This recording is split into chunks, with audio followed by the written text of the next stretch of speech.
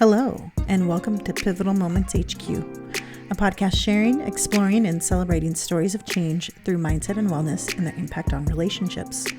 We are all agents of change and have the power to pivot at any point, at any time. I'm your host, Siria Gutierrez, along with my co-host, Melissa Robena. On this episode, we talk about Hispanic Heritage Month. We cover a lot of ground, starting with not all Hispanics speaking the Español, discuss Heritage Months, Santeria, and talk a lot about food, like a lot. And so that's why I'm also... All right, we're doing something a little bit different. We are actually going to be talking about our Hispanic heritage for Hispanic Heritage Month. We are. Awareness? Yes. We are in the 1 month period of time that the U.S. government has decided we can celebrate Hispanic Heritage Month. And so we decided, you know what? We're two Latinas. We can go ahead and do an episode. Fabulous. I can't believe we're just, limited to 1 month. But I have to tell you that, I was excited when we were talking about this topic. But when I started putting together my show notes, girl, I went down a rabbit hole. I want to know about your rabbit hole because I went down probably a very different one. Oh, but let's see. Let's find out. I'm sure. Okay, so let's just talk about some of the things that make, Hispanics Hispanic. One thing that I would like to contest, if I may, is that Hispanics all speak Spanish. You have this little gringa right here. I speak un poquito Español, okay? Very, very little.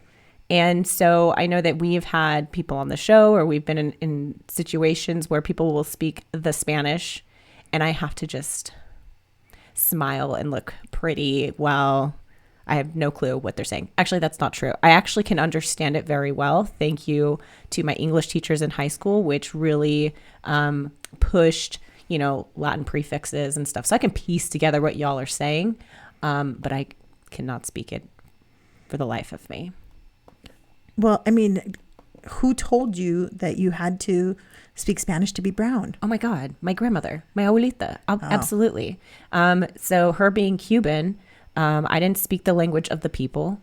And so there was definitely, she was closer with my other cousin, Crystal, who did speak Spanish, and as opposed to myself and my 3 younger siblings who did not. And the reason for that was, my father, I'm going to say mated with a white female, and, my mother... I just got the visual right now. When you said mated, I feel like you could have said something else and I wouldn't have gotten a visual of your parents doing it. So gross. But, she didn't speak Spanish, and she didn't like that my dad, he actually would speak to us in Spanish. She didn't like that she couldn't understand what he was saying. So she actually discouraged it, which, obviously looking back, huge, disadvantage for me because I would have loved to have been able to speak it. Wow. Yeah, no, I get that. I think that is definitely a misnomer. Not all people of Hispanic descent speak Español. They don't. And I would get this one growing up. And my friends know this too. Like, if you wanted to irritate me, call me Mexican. Call me Mexican. Oh, same, girl, same. I would get so mad. And there's nothing wrong. Like, we love Mexicans. Like, we have friends that are Mexican. They're part of the squad. Love Mexican food, but just it was, for me, it was the ignorance. And I would go off on a rant. I'd be like, there's more than 20 countries that speak Spanish. Like, it isn't speaking Mexican, it's speaking Spanish. Like, calm down. And so yeah, I would definitely get really upset. It's like, I'm not Mexican, especially growing up in California. Where I was in San Jose, there were not a lot of other brown babies. Like they were all basically Mexican or Chicanos. And I didn't know very many people that were from Central America, besides like my family members. And they all lived up in the East Bay because they were rich and we were not. Just speaking of skin color, like Cubans, where my father was born and stuff like that, they come in all shades, which I'll get into a little bit later. But yeah, you have white Cubans, little mulatto Cubans like myself, and then you have black Cubans. Afro-Cubans. So, I think Afro descendants they're called is Afro. what I've what I was reading as I was going down my own rabbit holes. Oh, So oh my gosh, we'll get there. We'll get there. I want to know. Like, let's get there now. You want to get there now? Yeah. Okay. What are the rabbit hole did you go down? Okay, so because I mean, like, all right. Well, let's go this way. Like, do you celebrate it? Do you celebrate Hispanic Heritage Month? Like, what do you do? I cook Cuban food, which that was actually my next one. Okay. Just kind of disbanding that Cubans, we don't typically like hot food. We're huge into cumin and garlic. And I remember my abuelita would joke, because I do love hot food. She would always tell me, she's like, I start to wonder, she's like, I'm thinking you're Mexican and you're not Cuban because you like the hot foods. So that always kind of made me smile. But like in Hispanic cultures, especially like food was a sign of love, and especially like portions. So my abuelita, like, she's weird. Like, so she would, give me a plate of food. And, this is when I would see her a lot when I went away to college, because I actually lived closer to her, and I started putting on a lot of weight. And so she would be insistent that I have another helping of her food, which was freaking phenomenal, but then would also make snide comments like, okay, but you're a little gorda, like, okay, you're a little fat. Like, but then if I said no, because, after a while being told I'm fat, like, okay, well, maybe I don't want the third plate of, frijoles negros. But then she would get upset if I didn't. So it was just like, I can never make this woman happy. But it felt like food was a sign of love.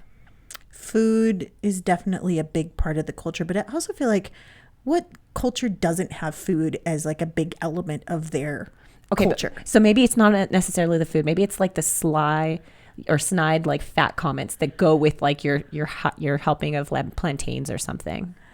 Maybe, because I made a reel on this one recently where I talk about it's a Miley Cyrus audio. It's like, what does it mean? What does it mean? And it's because my mom would always compliment me, and she still does to this day. She's like, "Oh, te estás poniendo bonita. You're starting to be pretty," is literally what it translates to. And it finally, like in therapy, at some point, it clicked, and I was like, "This bitch, like." I know it's a compliment, but like, you're just telling me like now. And so at some point I called her out. I was like, no, estoy bonita. Like, I've always been. She's like, yeah, I know. But like, you're getting more. So it's like, I don't think you can add more to this. But I eat perfection. Exactly. But it was just one of those things where it's like, okay, it's interesting. I always felt disconnected to my Hispanic culture. And I went through phases where I tried to feel like connected. And so I definitely went through like my wannabe chola phase. And that's where I was definitely listening to oldies, always and forever, that kind of stuff, like lowrider music. Like, I felt like that was a way to connect to Latin culture, which, my mom was very quick to dispel. I was not going to be buying Dickies anytime soon, but I connected that. I was like, was that Latina? Like, is that the way to do it? And then being Central American, like, I know music was a huge part of my life growing up, but that had to do with my dad, with just all of the DJing and stuff that he was doing. And so, yeah, there were still traditional foods at those events that we would go to. So it's like, oh, okay, there would always still be arroz a la valenciana or other things that are escaping me right now. And then, of course, I learned how to make tres leches, which is my favorite Latin dessert, but only when I make it and if other people make it the way I make it, which is wet, super, super wet. Don't get me started on food, because I have gone to numerous places that, claim to have flan. This bullshit. I'm sorry. I don't know what this gelatinous mess that you're trying to serve up on a plate to me, but that is not flan. Flan is like flan?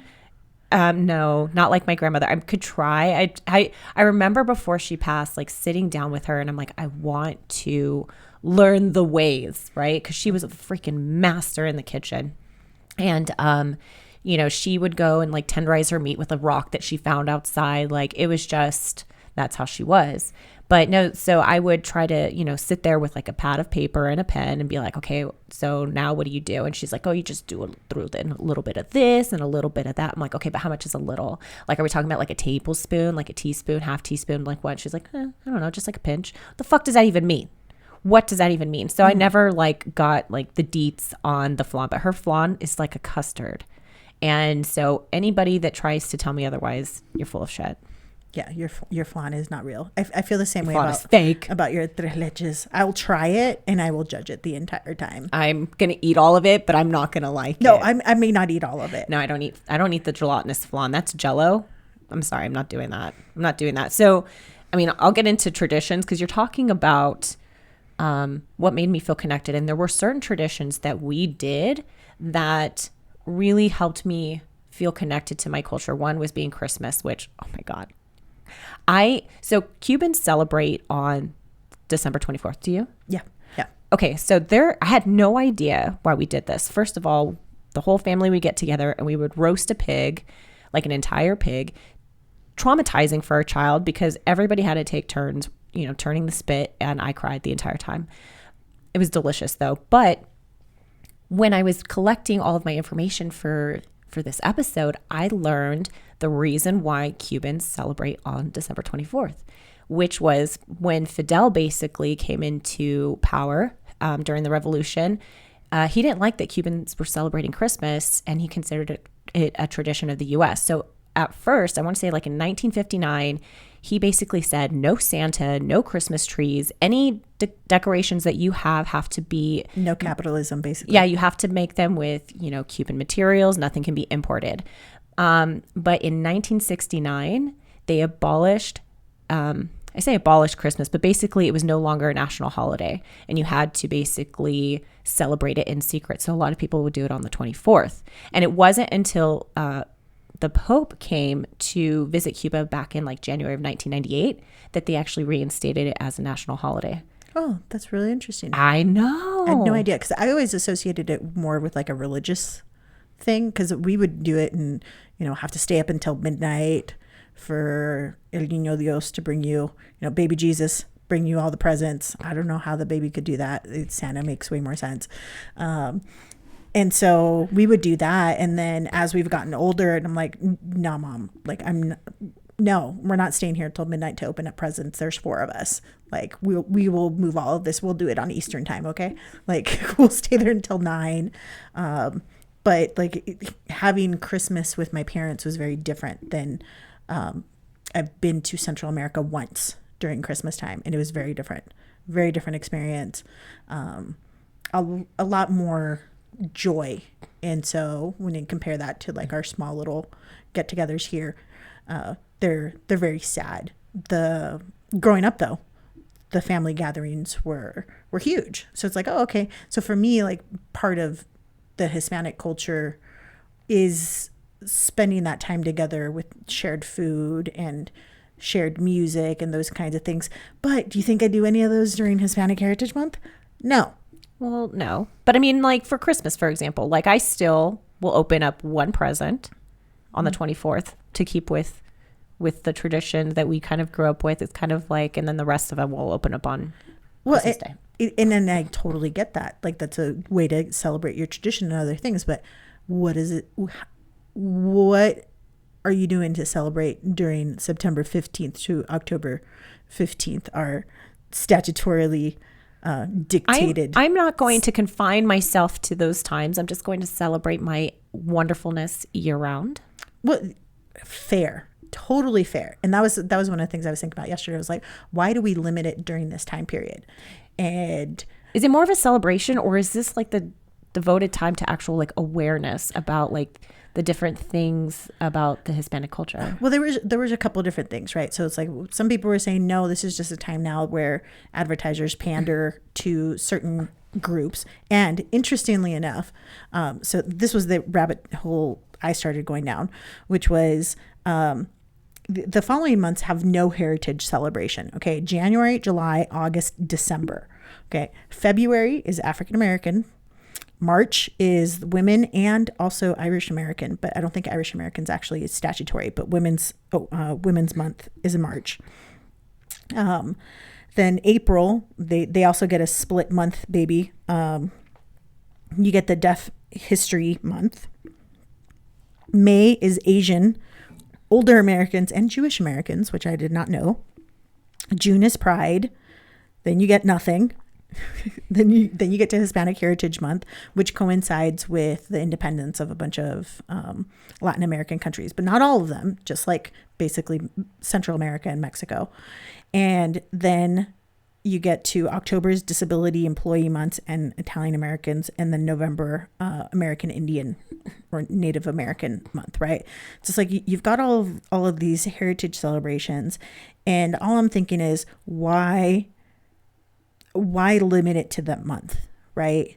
Why not celebrate these cultures all the time? And so as I was talking to my little colonizer about it, he's like, well, if we did this year round, then like when would you teach everything else? It's like, no, it's because the default in everything that we learn, especially like world history, is white European, Western European history. Like we don't integrate it because we think, okay, everything else has to fall into these designated times to celebrate. And so I struggle with this month. Like there's certain things that for advertising, andale happened during this time. I get it. It makes sense, right? Like you would want to do those things. And in fact, I feel like I might've helped with that. And then, but I'll do stuff like that too, right? Cause it makes sense. Like, oh, this is when people are going to be excited about doing things. Like when we re-release something else in June, you know what?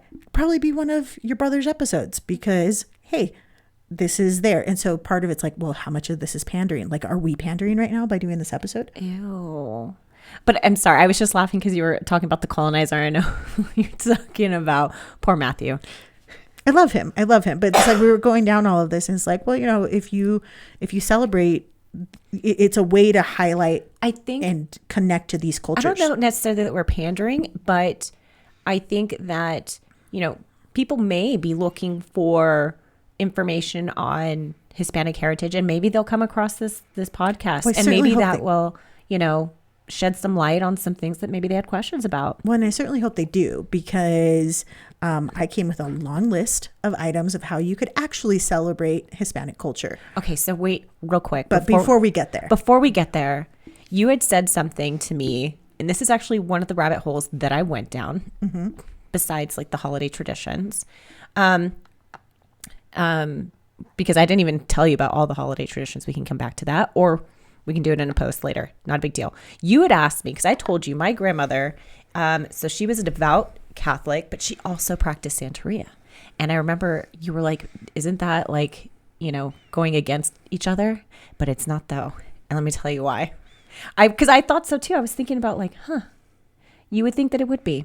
Okay, so Santeria actually combines the elements of Catholicism and the Yoruba religion, which was actually imported to Cuba from West Africa by slaves in the 16th century. Mm-hmm. So these slaves were not able to outly or openly practice their religion. So what they did is they would transfer their deities to these saints, these Catholic saints.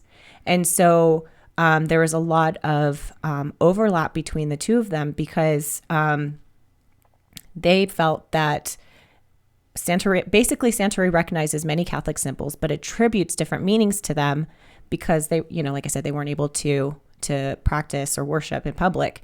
So they superimposed these onto the saints. But what was interesting, though, is that majority of Cubans actually practice a little bit of both. Very small amount will either be devoutly Catholic or devoutly practice Santeria.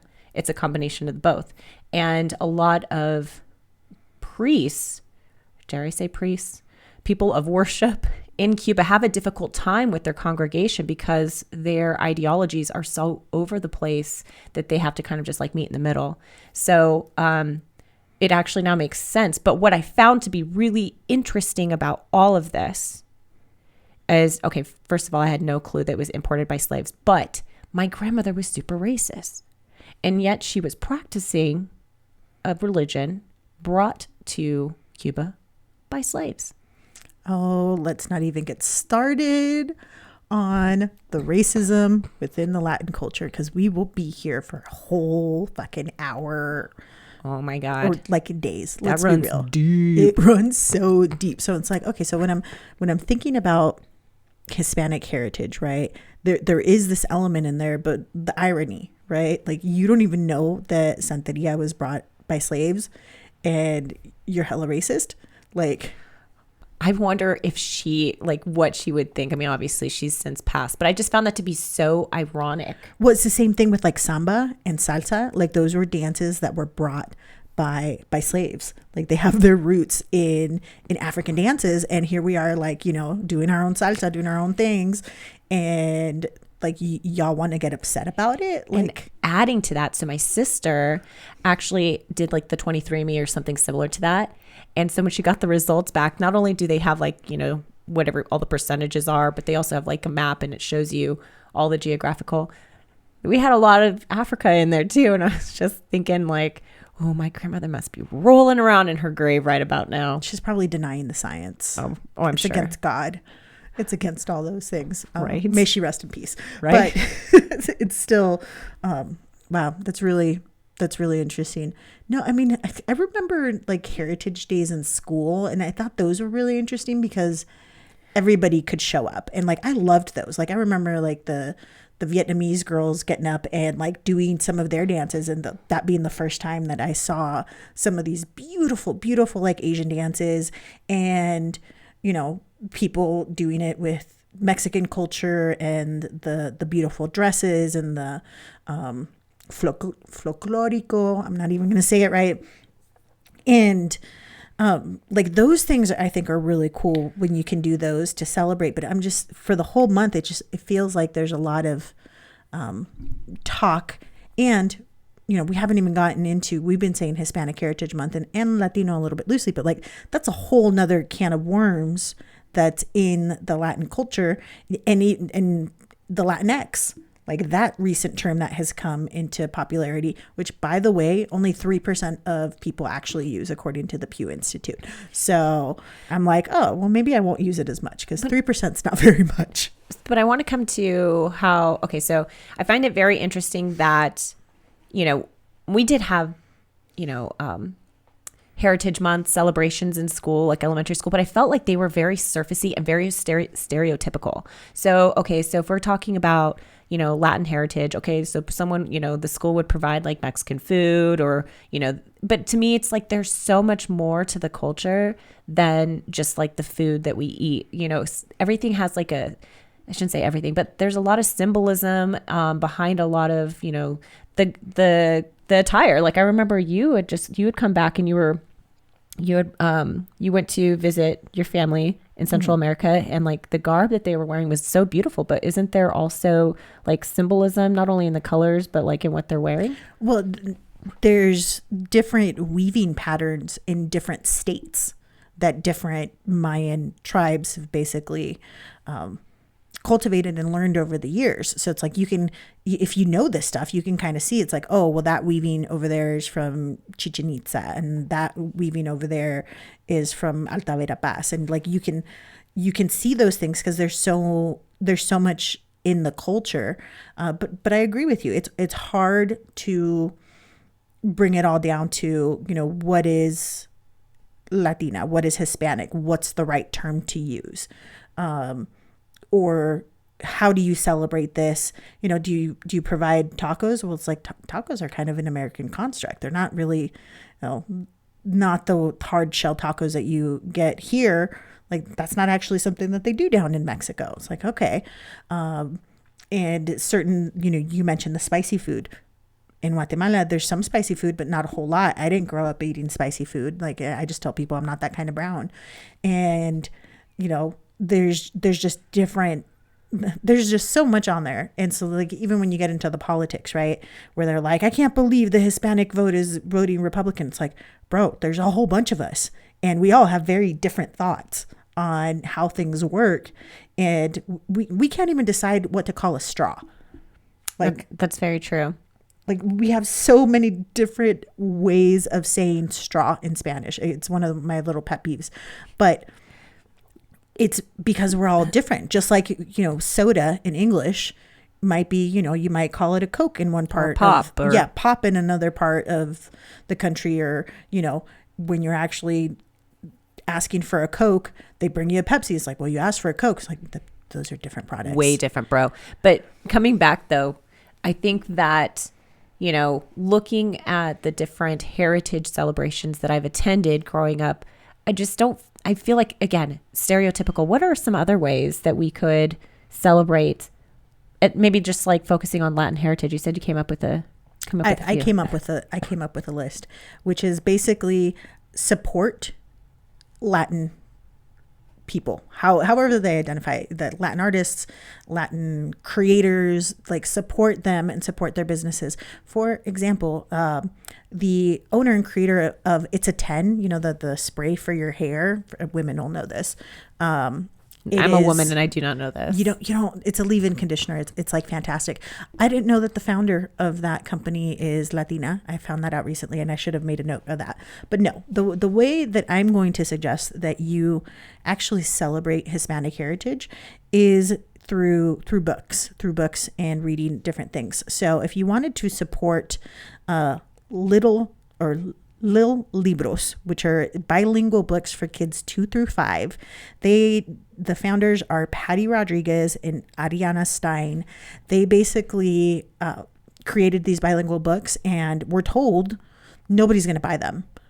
They have a very successful book brand right now. So it's LIL Books, and they'll do like little stories. So they have like one of Selena, they've got like Frida Kahlo, they'll do other legends and stories of Latin America to celebrate that. So I thought that was really cool.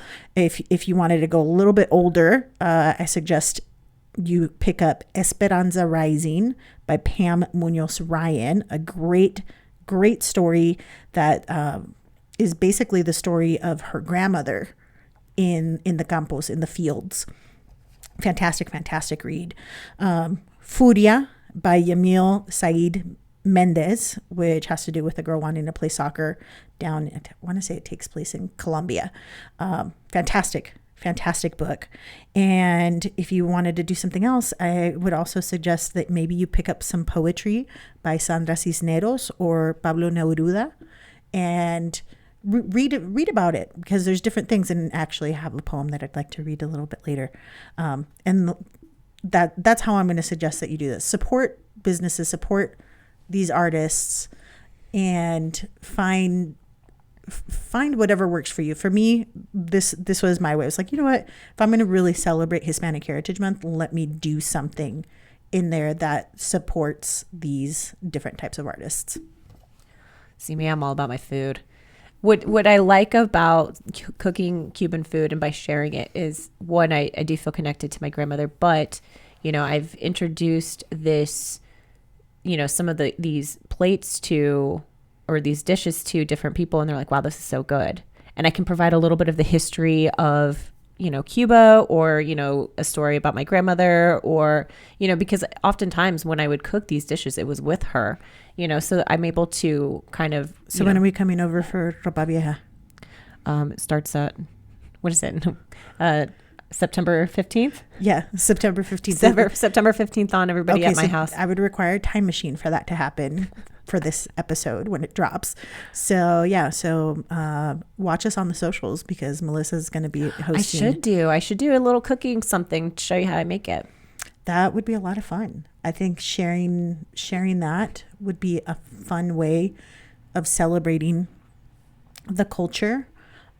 Maybe I'll make it tres leches. I usually just make it at Christmas. If it's for, it's for awareness. It's for awareness sake. It's a good cause. I think I have had your tres leches cake. It is pretty delicious. The only person who doesn't like it is Matt. The colonizer? Yes. He's the only one. And he's just like, it's too sweet. I'm like, you're dead to me. Why? I kill him every single time. It's like that, and it takes hours and hours to make. And I learned the recipe and do it so well that my mom no longer remembers it and doesn't make it. So I've officially taken over this dish. It's funny that because my father, he was born in Cuba and immigrated here to the U.S. when he was 7.